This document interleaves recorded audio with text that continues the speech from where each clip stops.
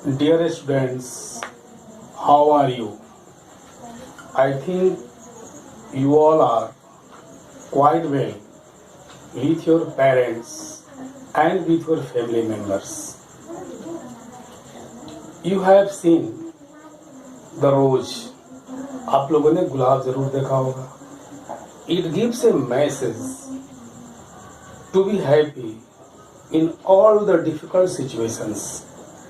यानी ये गुलाब जो है हमें कठिन से कठिन परिस्थितियों में भी खुश रहने का संदेश देता है.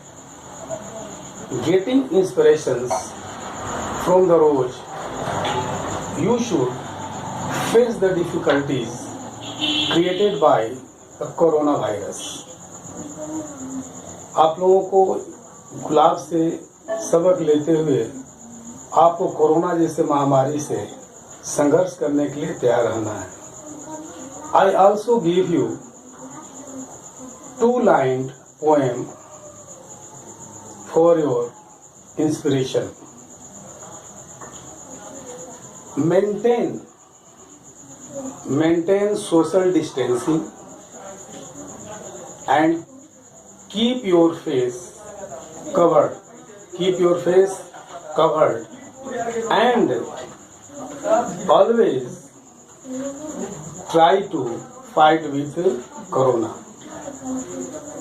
Dear students, today I am going to teach the poem Sea Fever. It has been written by John Masefield. So first of all, we should know something about the poet John Masefield. He was a great poet, a great novelist, and he has written so many novels for the children also. He was a laureate. Laureate means क्या होता है? राजकीय सम्मान से सम्मानित कवि. He was the laureate of United Kingdom from 1930 till his death. 1930 से लेकर जब तक वो मर नहीं गए तब तक जो है यूनाइटेड किंगडम के राजकवि थे. First of all we will look out the point sea and fever. Sea means हम जानते हैं कि समुद्र होता है. फीवर मीन्स बुखार या हाई टेम्परेचर. लेकिन हमारी बात है कि सी को तो फीवर नहीं होता है, बुखार को तो फीवर नहीं होता है. तो फीवर का मतलब होता है, तुम जानते हो कि जब कोई बुखार से पीड़ित होता है तो वो बेचैन हो जाता है, रेस्टलेस हो जाता है. तो fever year means restless inside the heart. Inside the heart, मन के अंदर में बेचैनी. सो the word fever indicates that the poet has great desire to see the sea again. So we are going to start the first stanza of the poem.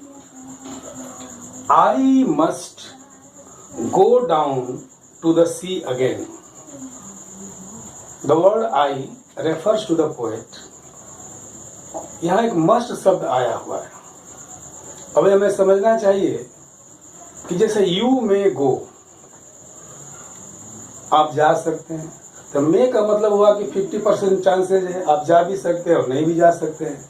लेकिन you must go अगर हो जाएगा तो you are bound to go, आपको जाना ही है. तो यहाँ पर इसलिए मस्ट का प्रयोग किया गया है कि the poet is compelled. The poet is compelled to go again inside the sea. And again means what? Again माने फिर से. Again का मतलब हुआ यहाँ पर कि the poet has already completed his journey once. एक बार वो यात्रा कर चुका है. He wants to go to the sea next time. That is why he has used the word again. So now look at the poem I must go down to the sea again. I must go down to the sea again.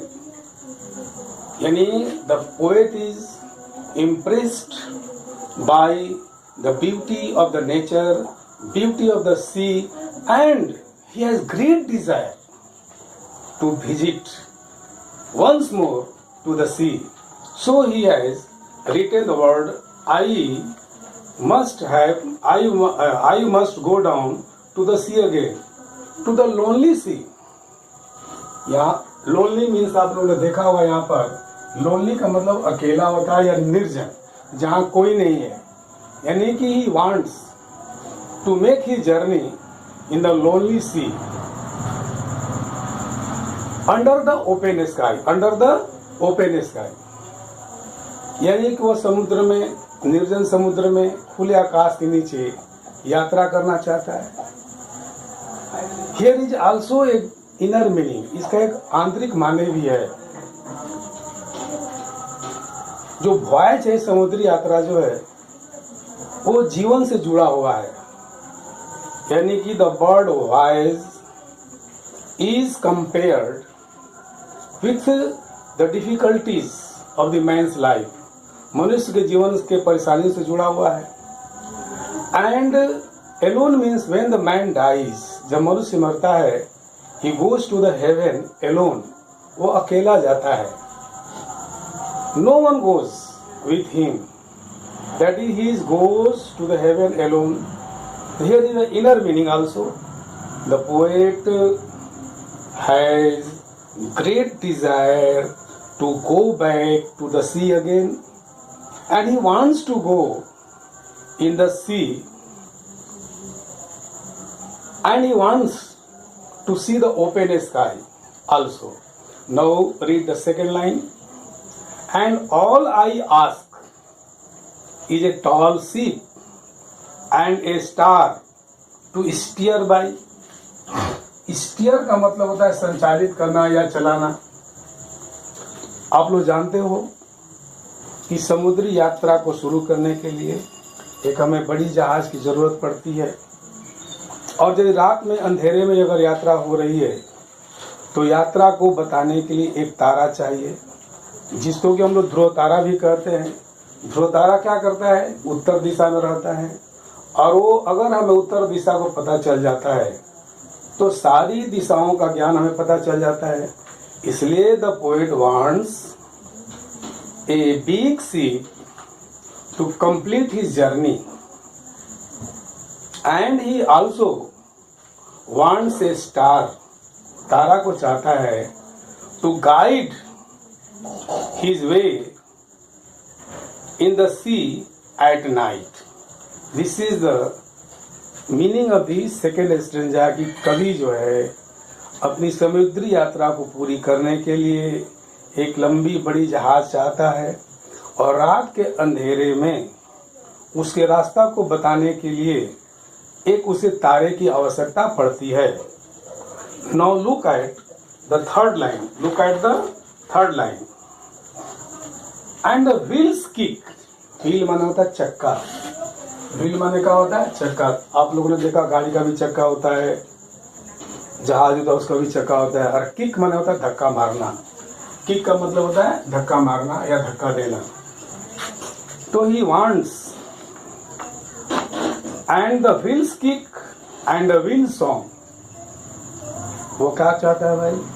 तुमको जानना चाहिए कि जब चक्का चलता है तो पानी वो पुश करता है तो साउंड होती है। यानी कि he wants to hear the sweet sound produced by the wheels kick, and he also wants to hear the sweet song created by the wind blowing। जब हवा जो चलती है तो आवाज उत्पन्न होता है, उसको भी सुनना चाहता है। एंड व्हाइट सेल सेकिंग, इसका मतलब क्या होगा? सेल का मतलब होता है, सेल का मतलब होता है पतवार या पाल। सेल का मतलब क्या होता है? पाल होता है। आप लोगों ने नौका के ऊपर में पाल देखा होगा, जब हवा चलती है तो हिलता है, डुलता है, उसमें से आवाज होती है। इसलिए यहाँ पर दिया हुआ सेल का मतलब बाल है, और शेक माने हिलना डुलना होता है।